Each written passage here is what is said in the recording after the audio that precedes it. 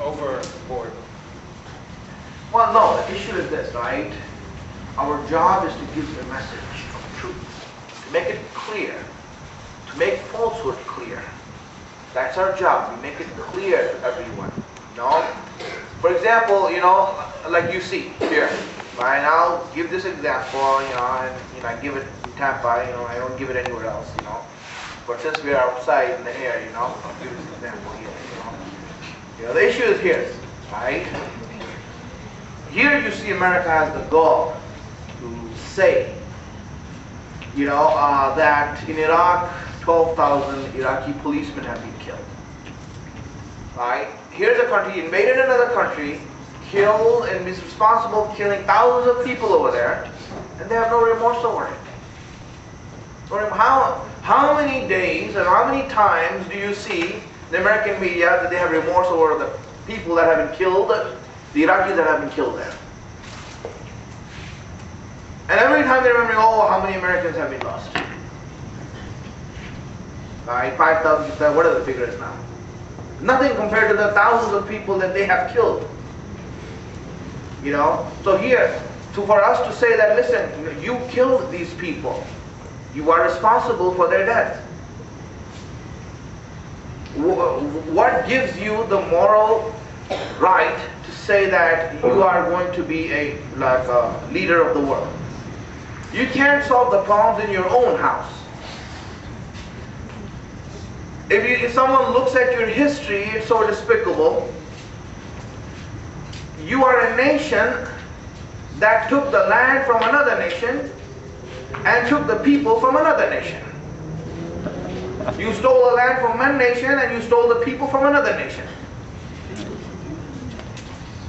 They took the land from these people. It's not, who is this land? You came and took it from the people who are living here. And then when that wasn't enough, you went to another country and another nation and took the people from there and brought them here. This is, my friends, understand this. This is your history. Right? And then not even that. Now they have the goal to say that, we Muslims, we are an oppressive religion, terrorist religion.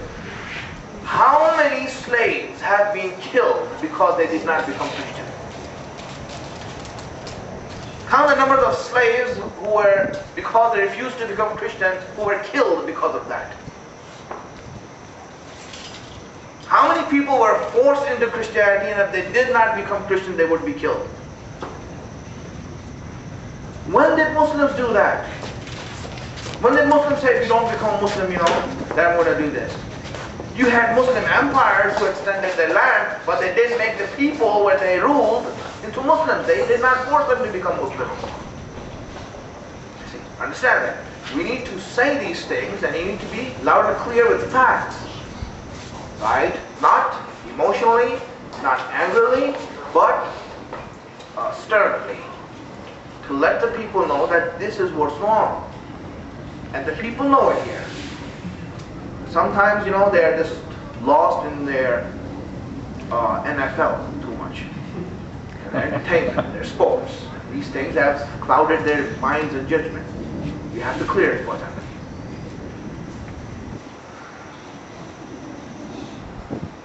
Anyone else has a question? It's cold.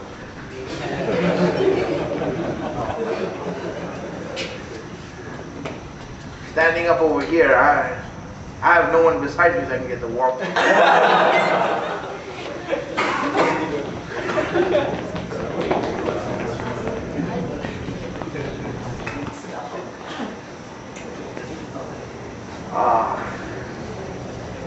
Inshallah, yes, go ahead. What you were just talking about, there are Americans, non-Muslims, who will speak out, and tell these truths about slavery and about, the mistreatment of Native Americans. What should our relationship be to those people? Should we join, within that? Of course, right? It's just this, right? And I want to give an example of the Prophet. And he is a I'm going to mention this, right? Our example is not Imam Ali. Example is not Imam Hussain. Example is not Imam Zain al-Abidin.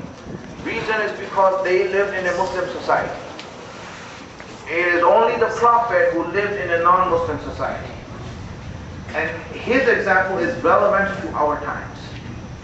And when you look at his example, he has shown that he has made, he has been part of agreements and treaties before he even declared Islam with the kuffar in order to fight against injustice.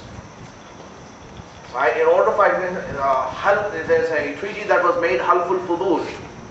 Halful Fudul was a treaty that was made by the tribes of Makkah, that if anyone is wronged or anyone does wrong to someone, then all the tribes will get together and stand up against that tribe that has done wrong. This was a treaty that was made, and the Prophet was a part of it. And he had mentioned this when he became a prophet, when he announced himself to be a prophet. He mentioned this, that if that treaty was made again and again, I would always be a part of that treaty. Why? Because whatever treaty is made, whatever agreement is made to fight against injustice, we should be a part of that as Muslims living in this country. Right? We should be a part of that, and we should be involved with all the others who stand up for justice. We should always be a part of those movements. Right? It doesn't matter, we will come together, we will make an agreement that we are with you on this. Right? This is the example of the Prophet. He gave that example to us. We should be involved in that. And as a youth group, I think you all should have the vision to know these things and analyze what's going on and the movements that are going on and the things that are being done, so that you can identify groups that you can work with. Identify groups that you can say that, you know what, we are with you on this issue. Right? The Answer group, for example, who fight against, who are anti-war. Right? They are the ones who held the rallies against the war that Israel had on the oppressed people of Palestine. They were the ones who held the rallies. We talked to them, and they welcomed. They said, we can be together. Right? We have to be together, with groups that stand for justice. And they stand against injustice. We should be with them. So obviously, we have to be involved in the society so that we can have a positive influence in the society. Because we want to establish peace. Right? That is what we want to establish. Any other questions? Alright then, I guess, we will see inshallah, afterwards. Brother Yusuf's house, that's what the party is, If you're interested in, further Q&A with Maulana, ask you, I'd give you directions. Alright, inshallah. Salawat